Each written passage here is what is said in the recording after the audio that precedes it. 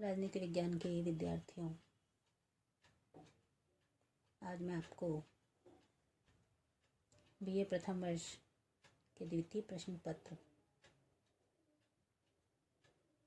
प्रतिनिधि भारतीय विचारक के अंतर्गत बहुत ही महत्वपूर्ण प्राचीन भारतीय विचारक आचार्य विष्णुगुप्त कौटिल्य की राजनीतिक चिंतन को देन या उनके योगदान के बारे में विस्तार से बताने जा रही हूँ। पाश्चात्य राजनीतिक दर्शन के जनक अरस्तु के समान ही कौटिल्य को भारतीय राज दर्शन का जनक कहा जा सकता है। बीए सालेटोर के इस कथन में तनिक भी अतिशयोक्ति नहीं है कि प्राचीन भारत की राजनीतिक विचारधाराओं में सबसे अधिक ध्यान देने योग्य कौटिल्य की विचारधारा है। राजनीतिक चिंतन को कौटिल्य की देन का उल्लेख हम निम्नलिखित रूप में कर सकते हैं।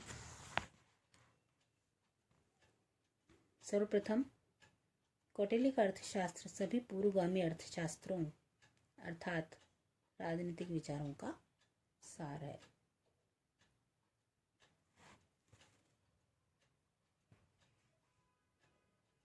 दूसरा, कौटिल्य के पूर्व भारत में जो राजनीतिक विचारक हुए वे सभी धर्म प्रधान दृष्टिकोण वाले थे और उनके द्वारा धर्म तथा नैतिकता की पृष्ठभूमि में ही राजनीतिक विचारों की विवेचना करने का कार्य किया गया था। किंतु कौटिल्य ही प्रथम विचारक है जिसने राजनीति की एक स्वतंत्र विषय के रूप में विवेचना की और इस प्रकार राजनीति को वह स्थान दिया जिसकी वह वस्तुतः अधिकारिणी थी। इस संबंध में श्री कृष्ण राव ने कहा है कि अर्थशास्त्र का सर्वाधिक महत्व इस बात में है कि इसने भारतीय स्वभाव और चरित्र की पारलौकिकता की और अधिक झुके होने की प्रवृत्ति के दोष को सुधारने का कार्य किया।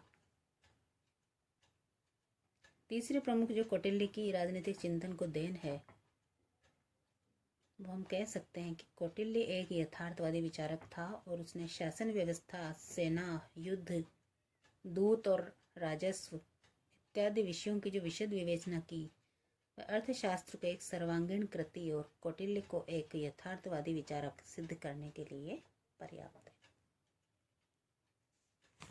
चौथी प्रमुख जो देन है कौटिल्य की राजनीतिक चिंतन को वह हम कह सकते हैं कि कौटिल्य ने न केवल राजनीतिक विचारों का प्रतिपादन किया वरन अपने व्यावहारिक कार्यों के आधार पर संपूर्ण देश को एक सुदृढ़ व केंद्रीकृत शासन भी प्रदान किया।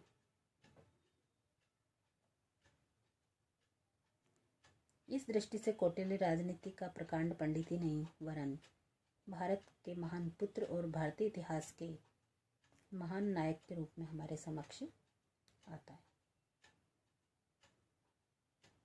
कौटिल्य का अर्थशास्त्र एक ऐतिहासिक वस्तु है। इसका मूल महत्व इस तथ्य में है कि यह कोरी आदर्शवादी रचना नहीं प्रत्युत संपूर्ण उपयोगितावादी व्यावहारिक रचना है। इससे भारतीय मन की रचनात्मकता का आभास मिलता है। यह ग्रंथ सर्वप्रथम 1909 ईस्वी में श्याम शास्त्री द्वारा प्रकाश में लाया गया और तभी से सारे संसार में राजनीतिक चर्चा का विषय बन गया है।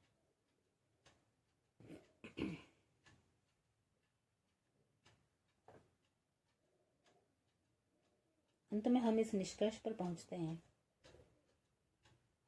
कि कौटिल्य की विदेश नीति के सिद्धांतों का आज के अंतर्राष्ट्रीय स्थिति और समस्याओं में बहुत अधिक मूल्य है। कौटिल्य एक व्यावहारिक राजनीतिज्ञ थे। उन्होंने जो भी सिद्धांत बनाए उन्हें स्वयं प्रयोग करके देखा।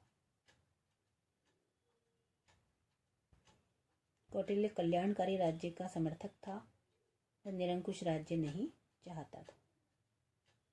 इस प्रकार से कौटिल्य द्वारा प्रतिपादित राजनीति के सिद्धांत उच्च कोटि के तथा मौलिक हैं। धन्यवाद।